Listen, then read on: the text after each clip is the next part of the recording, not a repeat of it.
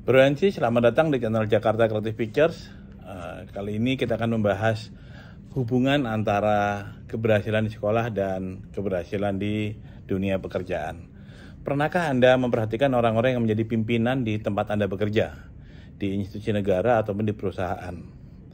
Apakah mereka itu orang-orang terbaik pada saat sekolah dan kuliah dulu?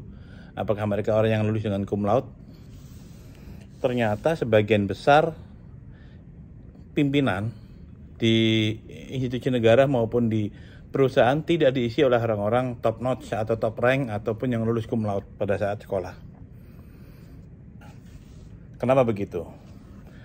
Orang-orang yang sejak sekolah sampai kuliah berada di top rank ya, yang bahkan lulus kuliahnya cum laude, ya IPK-nya mendekati 4, itu paham bahwa mereka itu lebih cerdas dari sebagian besar teman-temannya.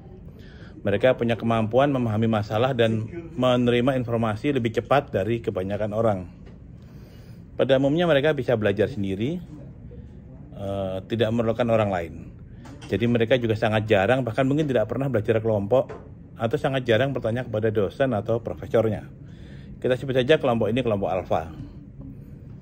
Sedangkan kelompok lain, kita sebut saja kelompok beta, adalah orang-orang yang di sekolah atau di kuliah juga mendapat nilai yang baik.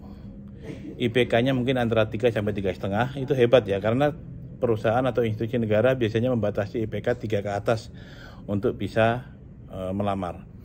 Mereka bukan orang bodoh, mereka orang pintar, tetapi mereka bukan top notch, bukan orang-orang terbaik di sekolah maupun di kampus, dan mereka juga tidak lulusnya cum laude. Nah, kelompok ini pada suatu saat bisa jadi mengalami kesulitan memahami subjek. Mereka biasa bertanya kepada teman, belajar kelompok, atau bertanya kepada dosen. Jadi sudah menjadi hal yang biasa bagi mereka kalau menemui masalah mereka akan bertanya. Karena mereka paham mereka tidak bisa memecahkan sendiri masalah itu. Nah, lantas bagaimana kejadiannya di dunia pekerjaan? Kelompok alfa yang cenderung cepat memahami masalah dan instruksi akan bisa mengerjakan pekerjaan dengan baik. Mereka tidak perlu bertanya pada kolega, senior, ataupun atasannya. Nah, jika suatu saat atasannya memberi advice untuk mengerjakan dengan cara berbeda, kelompok alfa ini akan mengalami kesulitan untuk menerima advice tersebut, karena mereka merasa sudah melakukan dengan benar. Dalam jangka panjang, ini bisa menjadi isu alignment yang kurang harmonis antara atasan dan bawahan. Sebaliknya kelompok beta. Kelompok beta yang sudah terbiasa memecahkan masalah ketika dia tidak paham atau perlu bantuan, mereka biasa bertanya pada orang lain. Mereka tumbuh menjadi orang yang agreeable atau adaptif. Jadi ketika seniornya atau atasannya memberi advice, mereka cenderung setuju. Nah, dalam jangka panjang ini bisa berdampak pada alignment yang lebih harmonis antara atasan dan bawahan. Sekarang jadi mudah ditebak bukan?